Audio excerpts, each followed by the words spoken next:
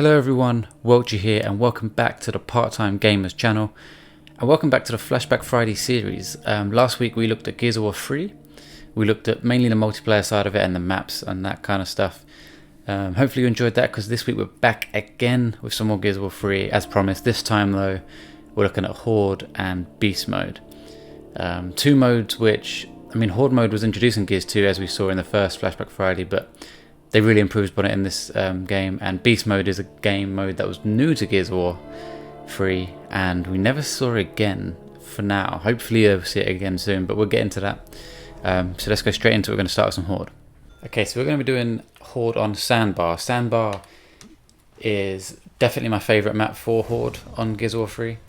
I wasn't actually a massive fan of it on multiplayer, but for Horde it was definitely my favourite. So what me and my friends would typically do is go straight up here. I guess you could call it the mountain. I don't know what you'd call it, but we'll just call it the top.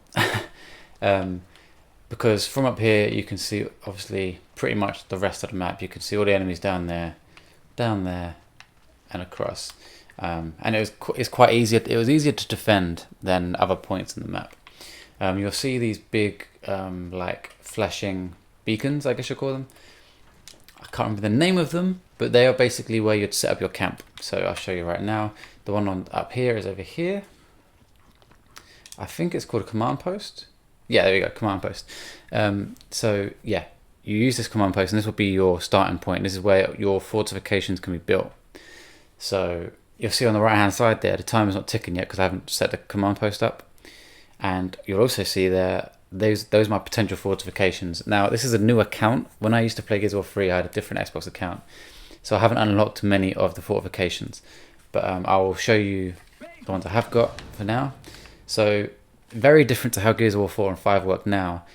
On Gears of War 3 it's the first time you saw fortifications, but they were set in places that they picked for you. So I could only put them here, down there, here and over there. You can put a decoy up there. So for example, I can put this barrier here, and if I rush over to the other side I can put one here as well. So that costs 500 points each. You start off with 1,000, so I've now got nothing, but now I'm protected on both of those sides, and all that does is slow down the enemies. We're starting on wave 1. What we'll do is just talk through the additions that Gears of War 3 brought, and then I'll probably skip to wave 10 so we can see the final addition that they brought to Horde. But yeah, I'm a big fan of what they did with Horde on Gears 3. I liked it on Gears 2, but it's definitely much improved on Gears 3.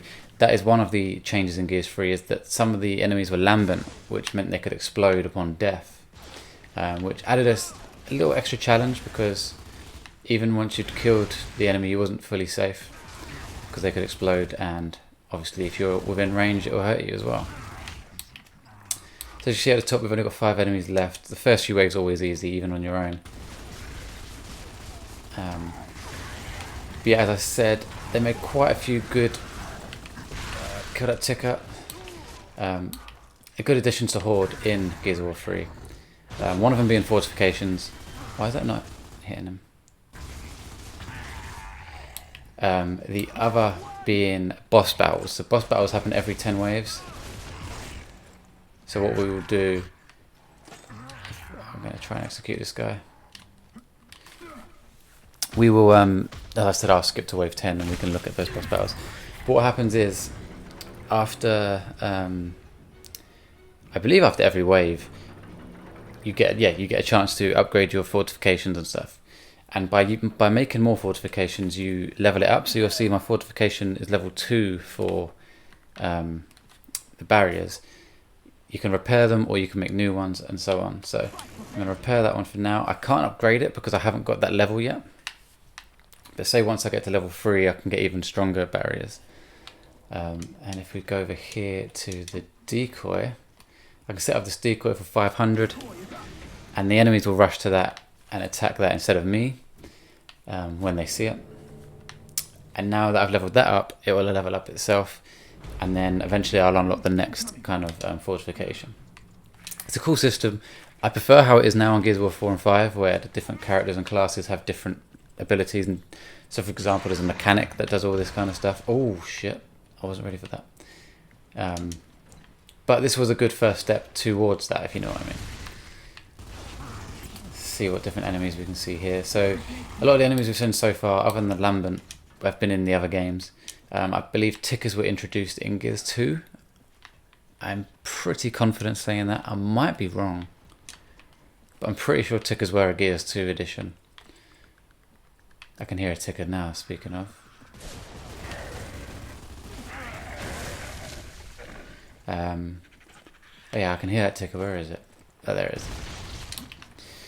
So a lot of explosive enemies, which isn't good for my fortifications. But now, as I said, this was definitely my favourite map for Horde. I've definitely done this one a couple of times with my friends, all 50 waves. It was probably the easiest, maybe why I enjoyed it so much, but I feel like this map was designed with Horde in mind. As I said, I really didn't like it that much for multiplayer. When in the multiplayer, if I can show you, a lot of the time, let's kill this guy first. A lot of the time it would end up, so in Team Deathmatch when you were the last one left, or in Guardian, the leader or the last person left would just hide up here with the sniper and just hide around here because there's only one way to get to you. So most of the matches on this map ended up finishing in this little spot here, other than like King of the Hill and stuff, but you get my point. Okay, so wave 3, before we do that I'm going to repair this barrier, and what I can actually do is upgrade it now because I've got enough points. When I upgrade that, it's now a much stronger barrier, and what that would have done, if it ever moves, is that would have leveled up my barrier points again. I now haven't got enough to actually spend on here, but I just wanted to show you how that worked. So once you've got enough points, you can upgrade it.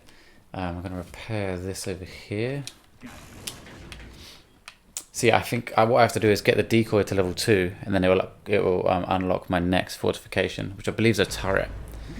But what that does, that stays with you throughout your Horde, like I guess career or like progress.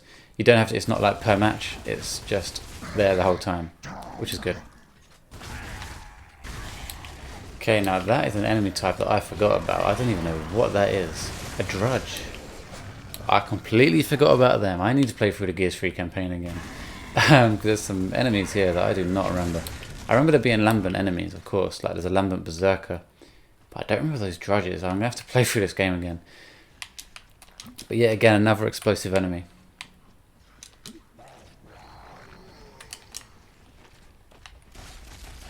Here's another one of those drudges. I'm going to get a bit closer.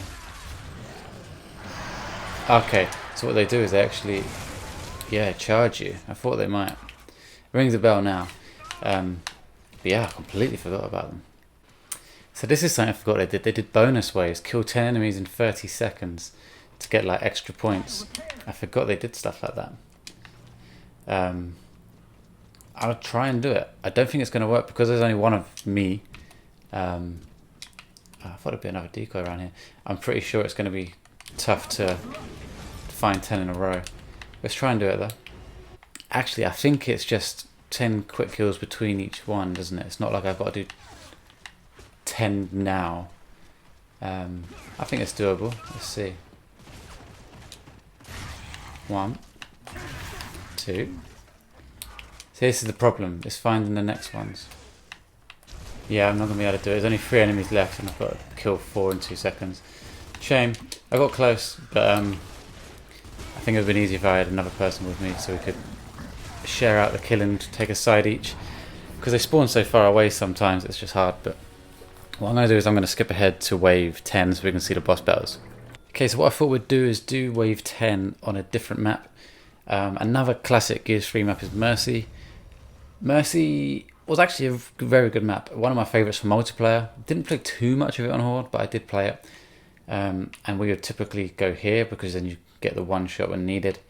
So yeah, what we would do is come up here and take them all out from up here. So you can see the whole map. The problem with this side is there was a lot of points of entry. I mean, they're going to come up these two. But boomers could shoot from over that direction and all sorts of things. But what we'll do is we'll start here and see what the boss battle is going to be. There it is, and it's flinging shit at me. What is it? I can't remember what this is. A gunker. Yeah, so these guys can fling, I guess, lambent oil. Oh shit, a mauler. Okay, this is going to be hard enough. I need this guy to die real quick. I'm not expecting to survive this. Hopefully we can. Is that more than one gunker? Yeah, it's 2 gunkers. Great. Oh, okay. Yeah, this is carnage. Oh my god, this is crazy. Problem with doing this. Oh, I'm going to die already. Doing this on your own is that it's much harder. Oh my fucking god. And there you go. So that's Horde for you. I'm not even going to bother doing that again. That was hard. I wasn't ready for that. I think it would have helped if I had some more fortifications and stuff, but whatever, I'm not making excuses. So yeah, every 10th wave you had a boss battle like that. This time it had multiple bosses because it must have been an easier one. I don't think that was bloody easy, but yeah, let's go and play some beast mode.